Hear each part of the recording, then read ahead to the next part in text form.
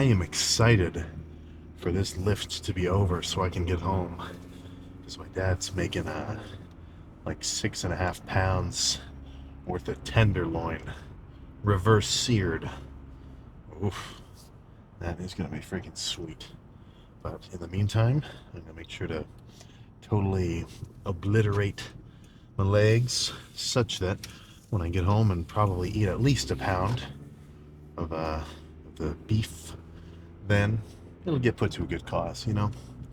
So, speaking of legs, my calves are extra sore from doing them yesterday after cardio. Oof. I've kind of gone through a few phases of my calf training where I used to kind of go real heavy and do very quick, bouncy reps, which I did like. You know, of course, I got a pump. I got fatigued enough to the point where over time they did grow. And that's kind of what I judge the quality of some kind of exercise or, you know, like a workout. If somebody walked me through a chest day and at the end of it I didn't have a pump at all and I didn't feel very fatigued, then I'd probably have to say, okay, what was the point of that? What the hell?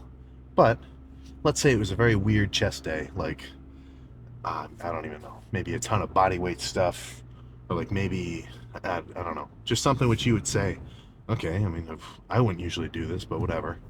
If at the end of it I was super sore, well, let's just say super fatigued, as well as really pumped, then I'd be like, whoa, shit, that definitely did something. You know, clearly I'm feeling the effects of something. Right? So that's kind of how I felt about doing calves in that style. Like I'd go real heavy, just very bouncy reps, bouncy reps. And I'd get pumped and fatigued, so I'm like, all right, this is good. But as of late, and just overall with all my training, I've been trying to do at least a portion of the lift with sets that are very squeezing dedicated. And not just because people tell me so, but it feels better. Like I like doing my heavy sets of rows where I'm really kind of throwing the weight around. I'm doing as much weight as I can and I'm fatiguing my back in that way. Right? And I'm doing work with like a heavy kind of throw the weight around style. Like I do like those sets and I think they're beneficial. But I also kind of want to, I don't know, let's just say temper that style of set with lighter squeezing sets just to really just kind of make sure, what's the word I'm trying to think of? I don't know. Maybe just make sure I hit it in every way possible, at least within the realm of, you know, normal working sets. So instead of doing those real bouncy reps for calves, I've been doing lighter sets, much slower, actually holding it at the top, and then really making all of the work just be done by my calves themselves, rather than, you know, kind of, I almost want to say cheating with like the elasticity of my Achilles or whatever else, you know? Because if I sit here with, you know, let's say 4 plates on the calf raise, like the seated calf raise machine, if I sit there and just bounce it around, I mean, I could probably bounce it for like 50 reps at least. But if I sit there slow, controlled, hold it at the top, really focus on a good stretch at the bottom, then, you know, by rep 15, they're burning. So, in that sense, I think those kind of reps are just more valuable, right? But I also think there's benefit in just having as much tension on my calves as possible with doing more heavier, bouncy sets. But something about those squeezing sets, maybe just because I haven't really done them like that for a little while, but my calves were just on fire. Like even right now, ooh, just flex them, they fucking burn. I kind of feel it on the outside portion. I don't know the names of the heads, but whatever. So plan for legs tonight, which we should actually be talking about, is the same as normal. Hamstrings, cable RDLs. Actually, I don't know. I might do a little bit of a superset. I'll get into that later on, but you know, hamstrings first. Get those done, fully pumped. Right, we get the deal. But quads, I have a little bit less of a idea on how I want the quad workout to go. I'm definitely going to start off with 2-ish sets of leg extensions. No matter what the leg day looks like, I've been liking doing at least 2 good sets of leg extensions.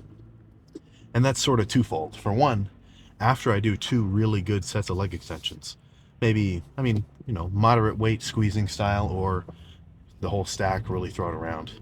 After about 2 sets, maybe 3, 2 or 3-ish, then for one thing, I'm a little bit pre-exhausted. So if I move on to something like squats or some kind of pressing, I won't have to do so much weight to have a good set, right? So I could get more, let's just say, work done with 4 plates than I could with 5 if I was totally fresh. But another reason, I don't know, I just had a little bit of a brain fart. So for one thing, it pre-exhausts me, so I don't have to use so much weight, which might kind of, just hurt me. The last thing I want to do is like keep tweaking my adductor or, whatever, right? So a little bit pre-exhausted, but then it also just makes me feel better. Like if you asked me this like a year ago, then I'd have the complete opposite response. Because I have been under the impression that I like squatting first. Like do a little bit of leg extensions to warm up, and then squat first when I'm freshest and I can move around the most weight. But as of late, now I've been kind of flipping the switch on that opinion. I like squatting with a quad pump. Even if it's not like fully pumped, it's just a different sensation almost. It's just kind of more of a burn. I don't know, it's kind of hard to explain. It's I don't know. I think you just have to try it. So if you've been squatting first for your quad days and then moving on to leg extensions and everything else, try doing 3 sets of leg extensions first and then get into your heavy squats. I used to think that I would have a lot of strength loss after a few sets of leg extensions, but I still feel super strong. It's almost like the leg extensions don't fatigue me in such a way that it really hits me strength-wise. So I'm almost just extra warm to throw, whatever amount of weight I'm going to throw around in the squats.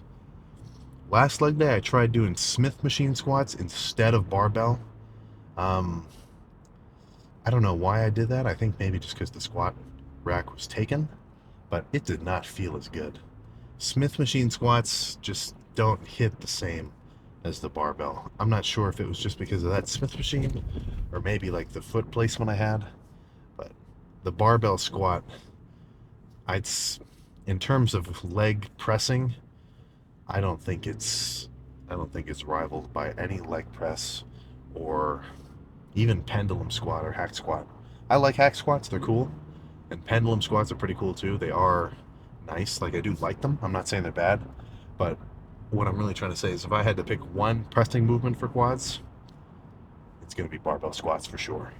So I'll see how on my whole pressing system feels. If I do 2 plates on squats and I can kind of feel my adductor firing, then I don't know, I mean, fuck me, maybe I'll just do some leg extensions supersetted into machine leg press or something. But we'll see. We'll see.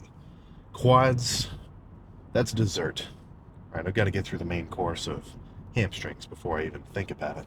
So let's just, I can already almost guarantee that the first set is going to be on the laying hamstring curl, but that'll kind of depend on what's open. So no point chatting any longer. Let's get started. All right, so actually a little bit of a change of plans, only because the laying hamstring curl was taken. So instead, seated. This machine though, like some seated hamstring machines, something about them, I can really load up a ton of weight. Like throw the whole stack around plus a plate on the side of it. But something about this one, it's not that the weight stack is like insanely heavy. It's just, I don't know, something about maybe the seat angle or whatever. It just kind of cramps my style in a little bit of a, I don't know. It's just not a movement I feel comfortable going super heavy on. So instead, I'll just do a lighter squeezing set. Hold it for like a whole second, back up, whole second, get to the point where I can only do a couple partials, and then either repeat or just move on to laying curls.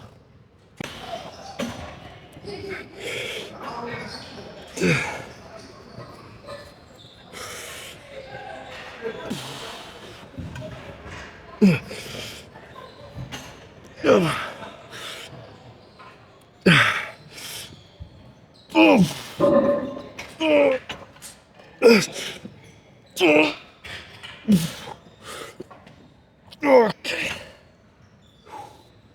Okay. Let's repeat that a few more times. I kind of like the way that feels.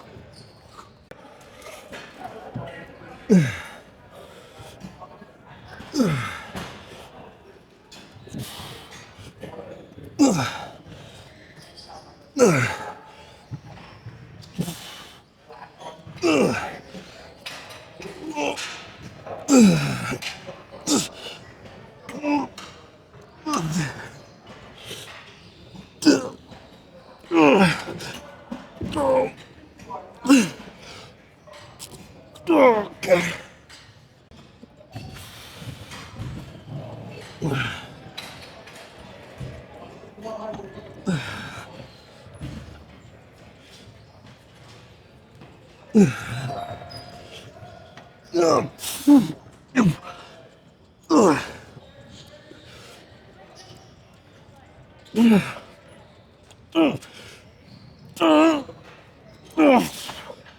Okay. All right, that's enough of this. I actually would have preferred to jump on the laying curl, but somebody was on it. So impromptu jump to cable RDLs instead. Now, I say this every time. I'll just be kind of quick about it this time. RDLs are kind of tricky. It took me a long time before I could feel my hamstrings firing. If you can't, I mean, shit, I don't know. You just got to work on your mind-muscle connection. Whenever you're sitting down in class or just chilling, maybe just try to like flex your hamstrings and get used to it. But either way, maybe a set or two, good squeeze, a different kind of stretch than on the hamstring curls. That's all there is to say. There we go.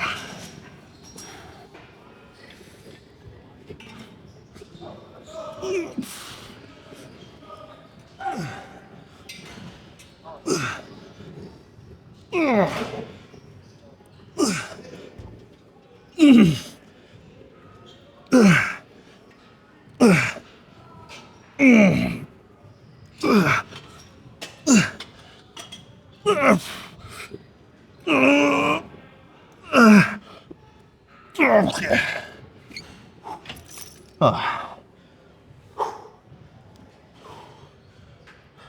One more.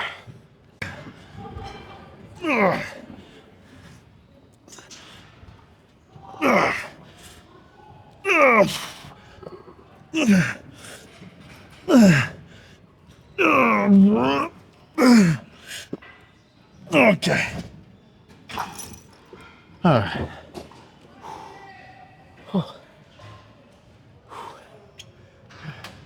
I was starting to feel my glutes come into play at the end of that one. But I think the laying curl is open. I think one set there and I'm ready for quads. I'm not gonna try to do the whole stack for this last set. Like, I did a couple feeler reps, half the stack, a little heavier, just because I haven't used this machine yet. And the stack, like, I could move it around, but I might only get 3 legit reps followed by partials. And look, I love partials, but I want at least 8 or so real full range of motion reps before I get to doing those burnout partials. So instead, the whole stack's about 200. I'm gonna do about 130, a little more than half. And I'm not gonna go slow and controlled, but I am gonna try to make sure I get a good squeeze on every rep and go a little bit quicker tempo.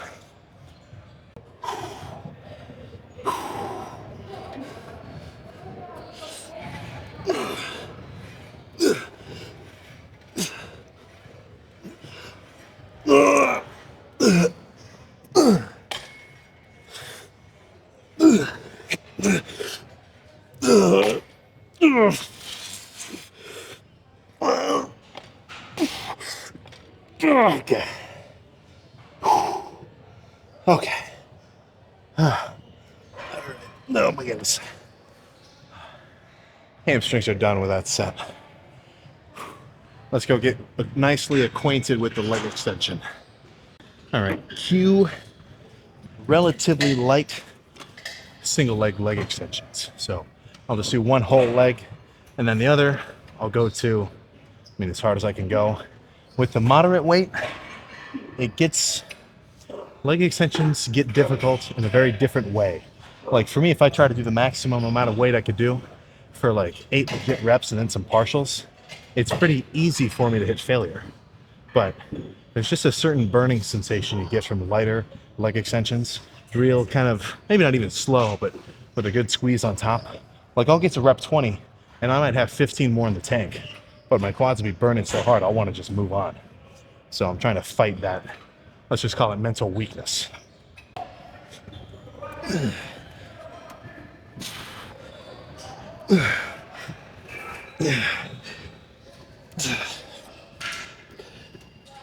Oh.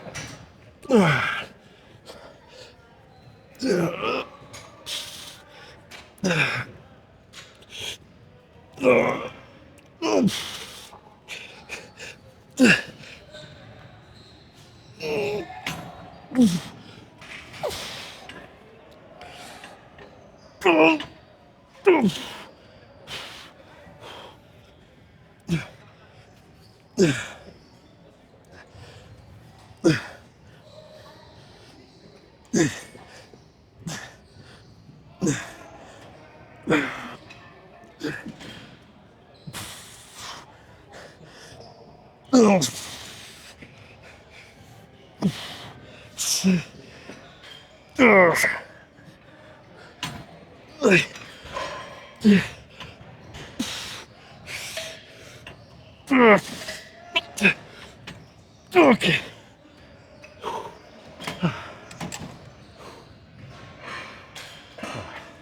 My left quad is a little bit behind the right one. So 25 reps on the left means even if I could get 30 on the right, I'm gonna cut it at 25.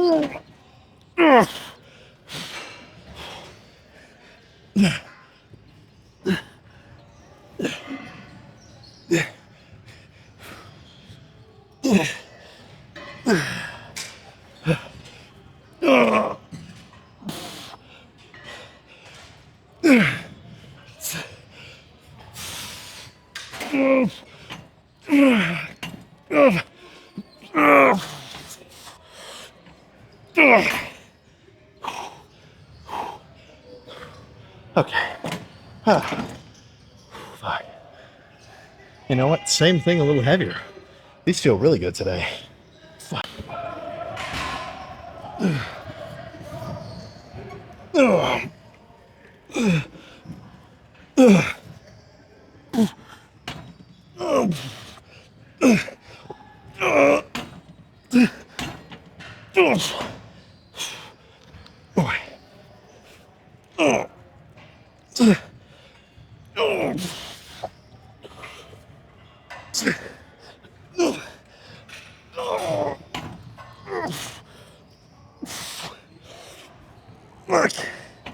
Oh, fuck. Okay. I think let's do some double leg sets next.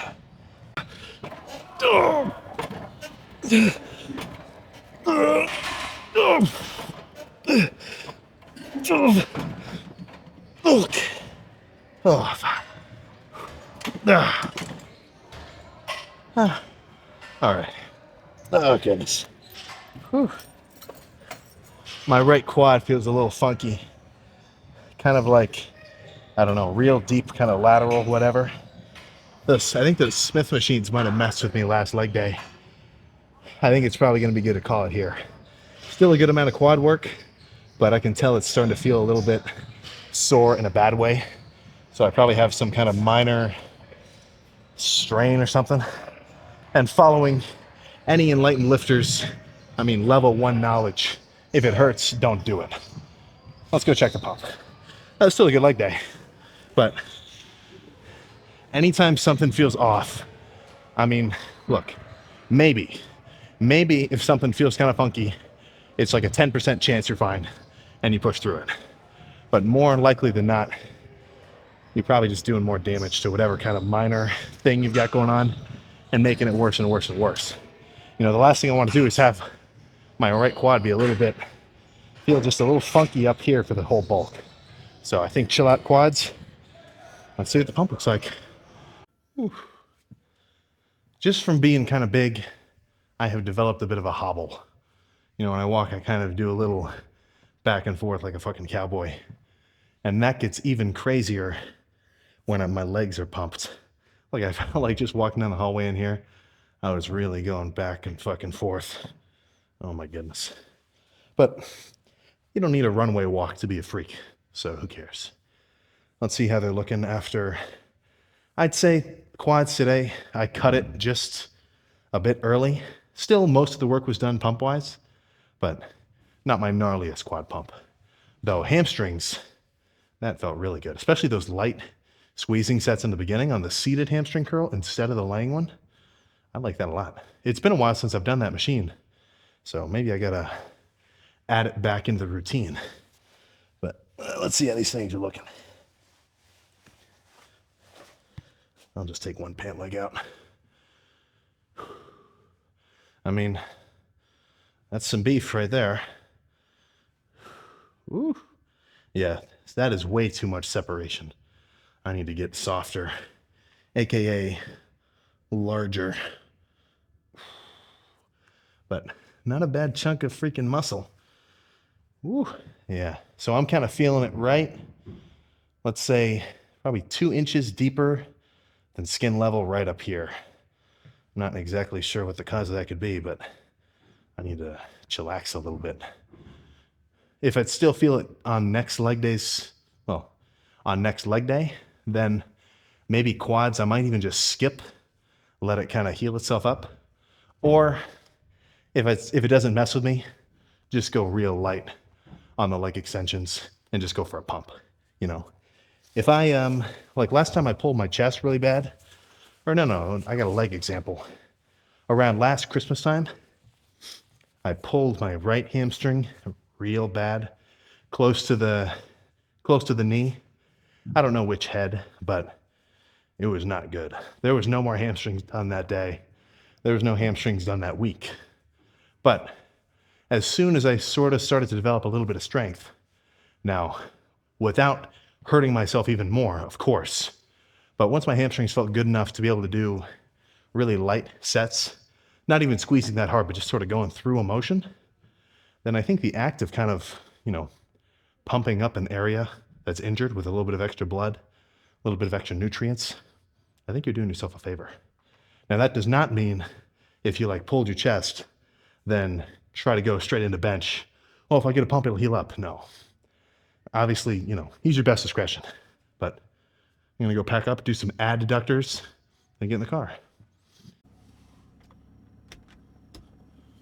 Okay, workout ended literally an hour ago. But rather than just jumping straight in the car, had a little bit of a crew hanging out in there. That is a good situation to have. Honestly, I mean, you're still a baller. You go and do your workout and leave. But if you got some dogs in there you can chat with post-workout, just kind of chill, finish sipping on your cluster dextrin shake mixed with orange Gatorade. Not a bad situation. But I am freaking starving, which honestly is not a feeling I should be having. Considering I'm bulking up right now, I shouldn't feel hungry ever, just because I should be constantly full of food. So that is on me. I gotta up my calorie intake game. Make this the biggest bulk of all time. Which, historically, they have been. Each bulk has been better / bigger than the one previous. But still, you know, I'm not a total master of my body. And it's, eating is still definitely at the forefront of my main, let's just call it challenges, to make sure that I stay on track for some serious weight gaining. So going home tonight, to a big ass family dinner.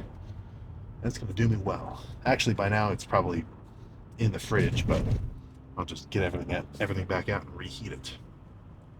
That's another thing which is probably just through the course of kind of becoming a more serious lifter. Let's say you're living with your, you don't even have to be a kid living with your family still. Just, your meals and your eating habits are going to change. And I think this kind of off-puts a lot of people from trying to get into the gym or like thinking about their diet, because they don't want to think about food as like fuel. Like, it's no fun for someone to think like, oh, well, I want to enjoy my food, I don't want to think about it as like numbers and stuff like that, which, valid point, but there's an equilibrium, I don't, look, I don't just see food and think 50 grams of carbs, 25 grams of fat. No, 50 grams of carbs, 15 grams of fat, 25 grams of protein. If you've got a good memory for numbers, that's the macros in a Wendy's spicy chicken sandwich. I don't just look at food like that. I still look at it and say, that's a nice treat. I'm fucking hungry for that. I'm going to enjoy that.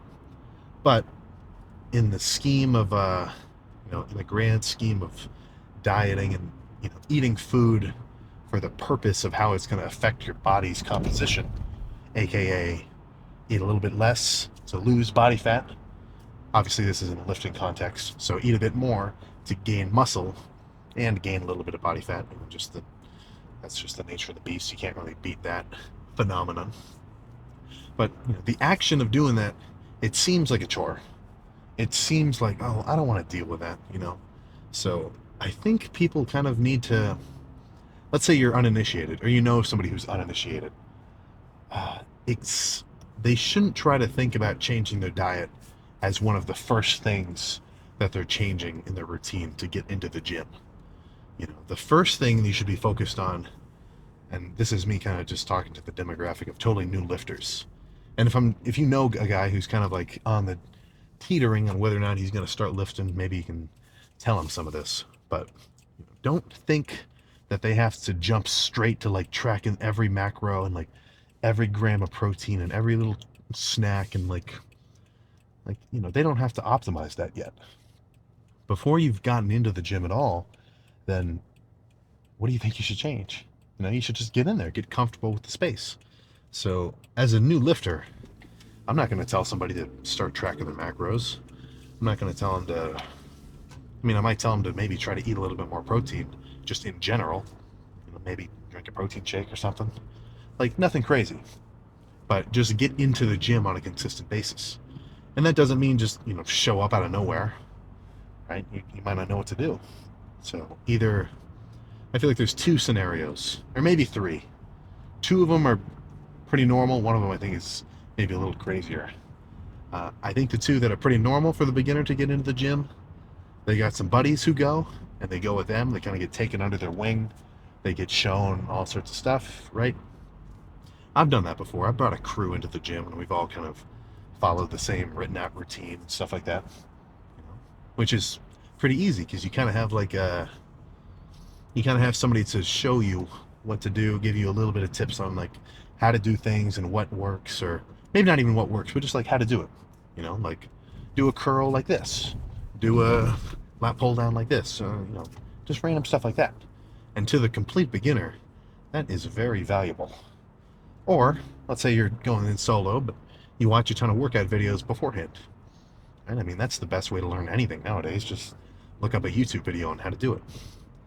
So that's legit too. Now, the guy who's kind of crazy is the dude who just shows up in the gym and just starts doing whatever.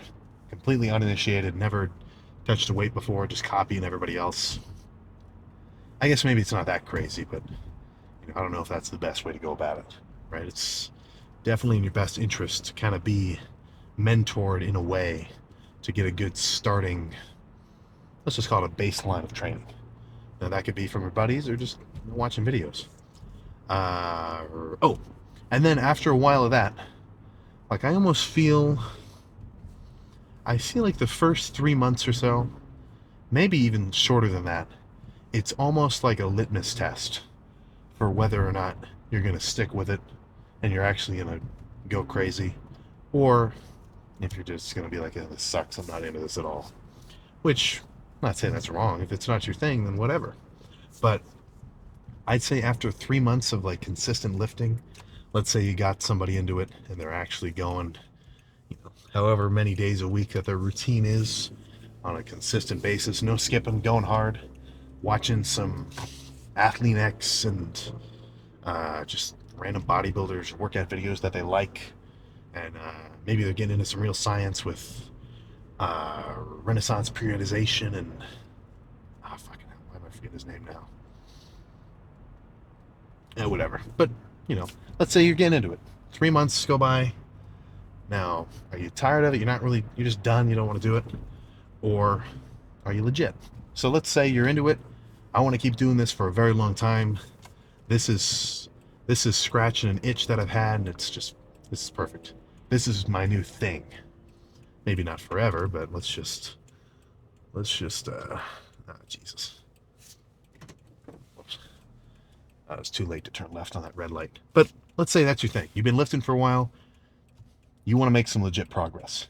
I feel like once you've kind of reached that point, then that's when you're actually going to start thinking, okay, I want some more results. You've kind of seen, honestly, a total beginner going from month 0 to the end of month 3, consistent hard training, you're going to look substantially different. I'm not saying like absolutely night and day, but you will have, changed the way you look to a degree which you'll actually notice in the before and after picture, at least assuming you've been going hard.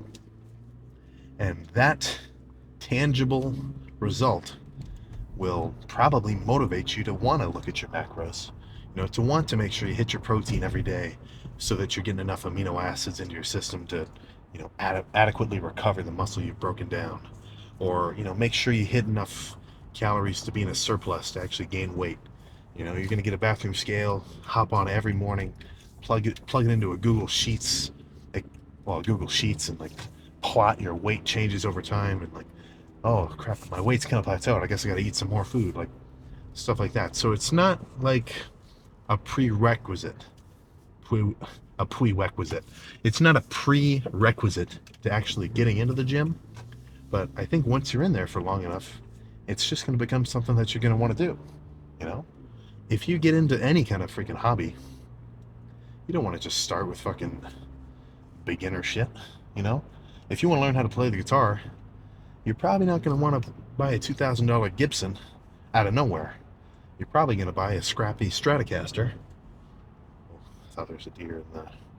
Well, you're probably going to buy a scrappy one, get started, and then once you're into it, then you're going to be like, okay, I want to put a lot more effort into this.